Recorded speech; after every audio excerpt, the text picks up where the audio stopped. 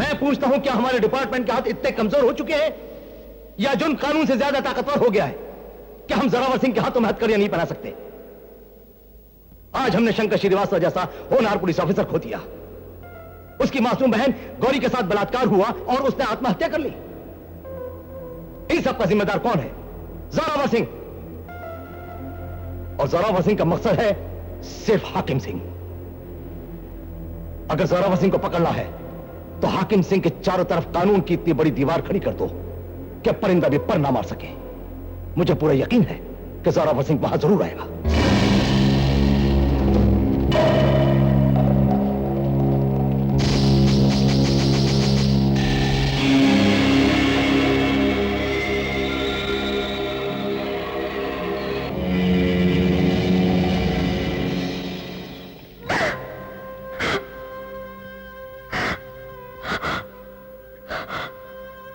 मेरी ये कहानी सुनने के बाद अब तुम ही बताओ बाबा, मुझ जैसे बदनसीब को इस दुनिया में जीने का क्या हक है? बेटी मैं तो... नहीं बाबा नहीं, तुमने मुझे बचाकर अच्छा नहीं किया, बल्कि इस धरती पर पाप का बोझ और बढ़ा दिया। नहीं बेटी नहीं, भगवान की शरण में बैठकर ऐसी बातें मत करो। मत लो अपने इस भगवान का नाम। ये तो सिर्फ लोगों की बेबसी और मजबूरी पर मुस्कुराता है। पूछ बाबा पूछ, क्या बिगाड़ा था मैंने इसका? इसने मेरा सब कुछ छीनकर मुझे ऐसा कलंक दे दिया जो मेरे खून से भी नहीं धुल सकता। तुम जिसे कलंक समझती हो वो भगवान शंकर की एक नई रचना है। बेटी, आत्महत्या पाप है और यदि तुम मरना भी चाहो तो अपने साथ किसी और की जिंदगी लेने का तुम्हें कोई हक नहीं। हाँ बेटी, तुम्हारी कोख में एक नया जीवन पल रहा है। अब तुम सिर्फ एक लड़की ही नहीं बल्कि होने वाले बच्चे की मां भी हो।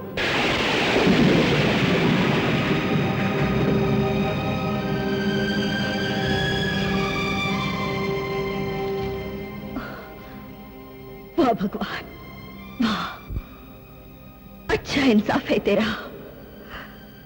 दुनिया में अमृत बांटकर तुमने खुद जहर पिया और नाम मिला नीलकंठ। हाँ, तेरी इस दुनिया ने जो जहर मुझे दिया है उसे क्या नाम दूं? हाँ, बोल, बोलता क्यों नहीं? अरे तू क्या बोलेगा? आज मैं बोलूंगी। अब मैं मरूंगी नहीं, ये जहर पीकर भी जिंदा रहूंगी, समझे? अगर तेरे इंसाफ में जरा भी सच्चाई है तो इस कुंवारी मां को ऐसा बेटा दे, ऐसा बेटा दे जिसे सारी दुनिया नीलकंठ माने। हाँ हाँ, नीलकंठ माने।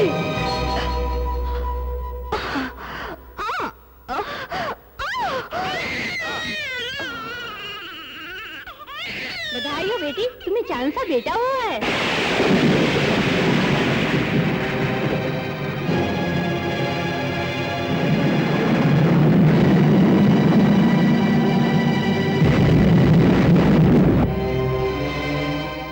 मेरे गमों की दुनिया के शहजादे, मैं मां होकर भी तुझे नफरत के सिवा और कुछ नहीं दे सकती। तूने शंकर के मंदिर में जन्म लिया है और मेरे भाई का नाम भी शंकर था जो अपने बदनसीब बहन के लिए कुर्बान हो गया। इसलिए मैं तेरा नाम शंकर रखूंगी। हाँ, आज से तू मेरा नीलकंठ है और तू ही मेरा शंकर है। तू ही मेरा शंकर। कब तक हम लोग इस तरह जंगलों में भटकते रहेंगे? कल तक तो मैं चुप थी, लेकिन आज हमारे साथ हमारी औलाद है। हम अपने आप को सजा दे सकते हैं, लेकिन इस मासूम को क्यों सजा दे? इसके भविष्य को अंधेरे में क्यों धकेले? तुम उस इंतकाम की कहानी को भूल जाओ और अपने सूरज के साथ एक नई जिंदगी शुरू करो। पद्मिनी, अब नई जिंदगी की शुरुआत तो उसी दिन होगी जिस दिन हाकिम सिंह की मौत होगी। सरपंच जी मालिक। 10 साल पहले जो बीज हमने बोया था, आज उस पेड़ से फल तोड़ने का वक्त आ चुका है। मालिक मैं कुछ समझा नहीं। शायद तुम्हें याद होगा, उस दिन लाखन की शादी थी और हमारी चाणक्य नीति ने उसके लगन मंडप को चिता में बदल दिया था। और इस खादिम ने अपनी जान जोखिम में डालकर लाखन और हाकिम के खिलाफ जोरावर को खूब भड़का दिया था। लेकिन सरकार, ये सब क्यों, किस लिए? हरिपुर की जागीर और करोड़ों की दौलत मेरे आंखों में कंकर की तरह चुभते रहे हैं और उसके वारिस हैं मेरे चचेरे भाई। जब तक खून नहीं बहता, वारिस कभी नहीं बदलते। किसका खून बहाना है मालिक? हुक्म कीजिए, खादिम हाजिर है। सरपंच, हमें तुम पर नाज है। तुम हमारे राजदार भी हो और मददगार भी। हम तुम्हें इस गांव की गंदगी से निकालकर शहर की रंगीनियों में ले जाएंगे। जय हो मालिक, जय हो आपकी। और तुम्हारी ये बच्ची इकलौती मासूम बड़ी होकर ये एक नई जिंदगी शुरू करेगी, है ना बेटी? मालिक, ये सब कब होगा? आज ही रात को होगा सरपंच। आज हाकिम की शादी है और जोरावर उसे खत्म करने के लिए आ रहा है। माफ करना मालिक, जब कभी भी जोरावर सिंह को यह मालूम पड़ेगा कि उसके खानदान के मलियामेट में आपका भी हाथ था, तो क्या होगा? कुछ नहीं होगा सरपंच। जोरावर के हाथों हाकिम सिंह तो मरेगा ही, साथ में जोरावर भी नहीं बचेगा और इस कामयाबी का सेहरा भी हमारे ही सर होगा। इसे कहते हैं चाणक्य नीति।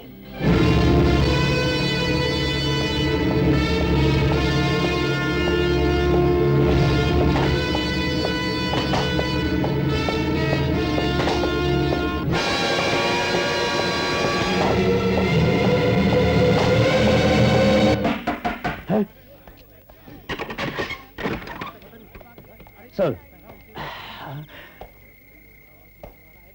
Officers, yes sir.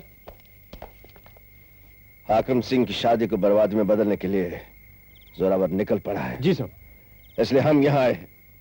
तुम सब जाओ, मेन गेट पर पहरा दो। ठीक है सर। ख्याल रखना परिंदा भी पर ना मारने पाए। चलिए। हाँ हाँ, बाहर जाके पहरा दो। अब मेरी हिफाजत के लिए एसपी साहब खुद आ गए। हाँ एसपी साहब, आपने जो मेरा ख्याल किया उसके लिए बहुत बहुत शुक्रिया।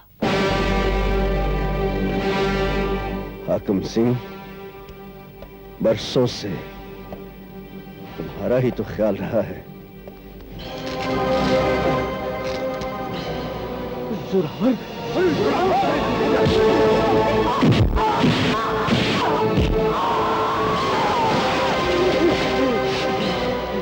मुझे माफ कर दो जोरावर, मुझे माफ कर दो जोरावर। मेरी दुश्मनी सिर्फ इस कुत्ते से है।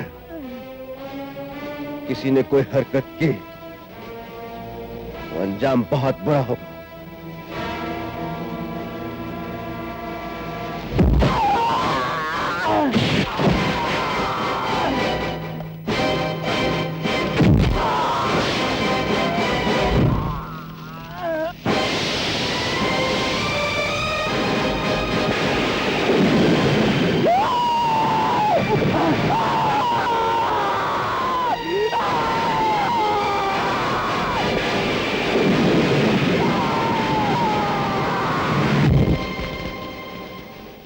जोरावर!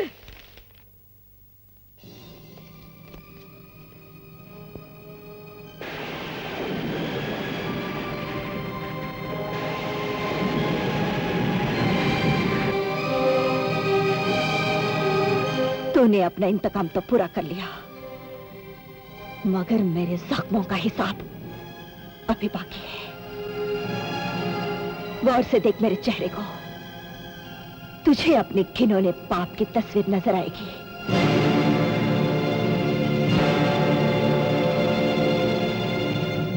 याद कर वो रात जब तू आधा जिंदा और आधा मुर्दा मेरे घर आया था। जख्म से खून बह रहा था। आंखों से दया की भीख मांग रहा था। मैंने तुझे लगी हुई गोली के दर्द से आराम दिलाया, लेकिन तूने दर्द मिटते ही मेरी इज्जत पर दाग लगा दिया। याद आया अपना किया हुआ काला कर्म। और अब देख शंकर, जोरावर, गौर से देख इसे। तेरा काल है ये, तेरा अंत है ये। अपनी मां के बहे हुए आंसुओं का हिसाब तेरे खून के कतरों से लेगा। तेरे किए हुए पापों का फल तेरा ही खून तुझे मिटाकर खाक कर देगा।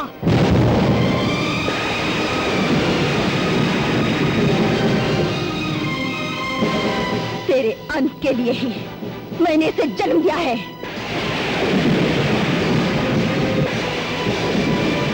जोरावर, एक मजलूम औरत का ये वो जहरीला हथियार है जो आज नहीं तो कल तेरे सीने में उतरने वाला है।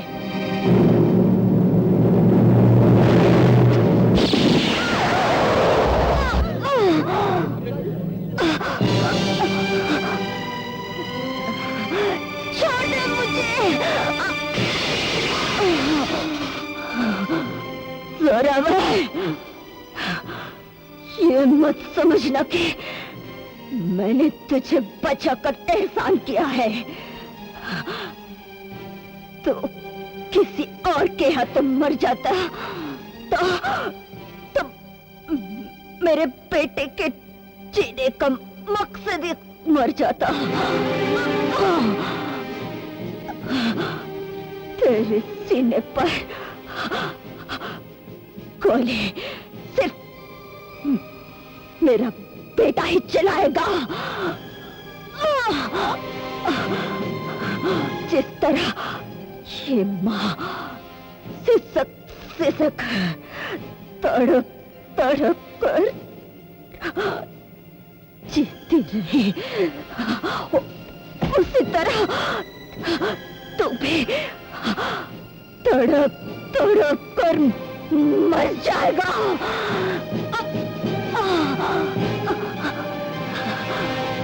तभी मेरा इंतकाम पूरा होगा।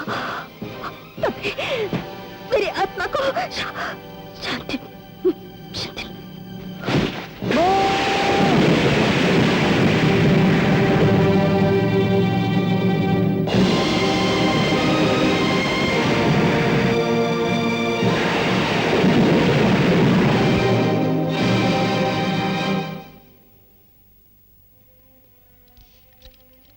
इस गुनाह ने मुझे झंझोड़ दिया है जज साहब।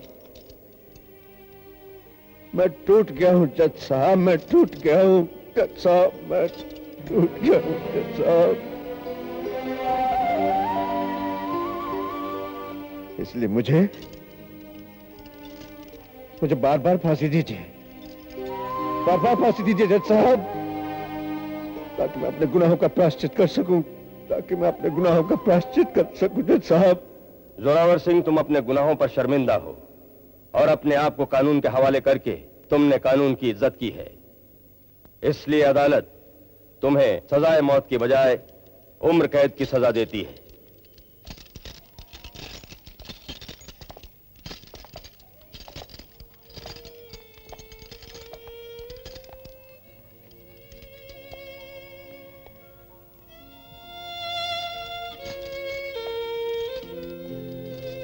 पद्मिनी, कानून की नजरों में तो मैं गुनहगार हूं ही, लेकिन तुम्हारी नजरों में तो उससे भी बड़ा गुनहगार हूं। मैंने तुम्हारे सिंदूर पे कीचड़ उछाला है। नहीं, इंसान के गुनाह उसकी नीयत से जाने जाते हैं। आपसे जो कुछ भी हुआ वो आपका इरादा नहीं था। इन बातों को मैं अच्छी तरह समझती हूँ जी।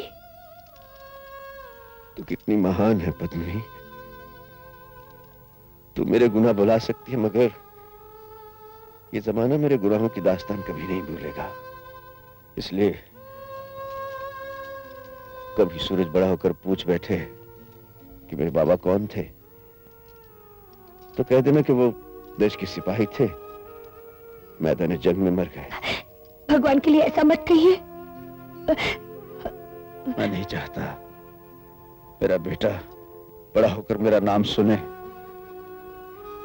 लोग इसे मेरे नाम के ताने दें, मेरे जुर्म मेरे गुनाह दाग बनकर इसकी जिंदगी जीना दूभर कर दें।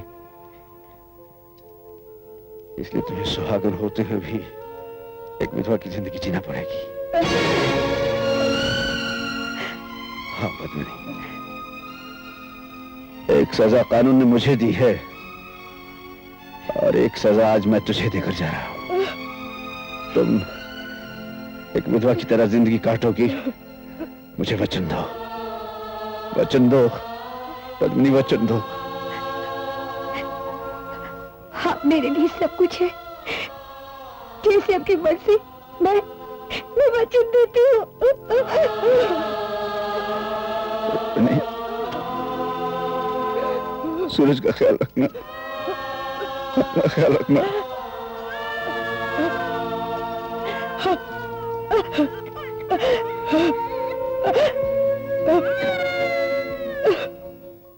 जेलर साहब, शंकर को अनाथ और बेसहारा बनाने वाला मैं हूं, और मैं ये भी जानता हूं कि शंकर के दिल में मेरे लिए एक नफरत की ज्वाला भड़क रही है।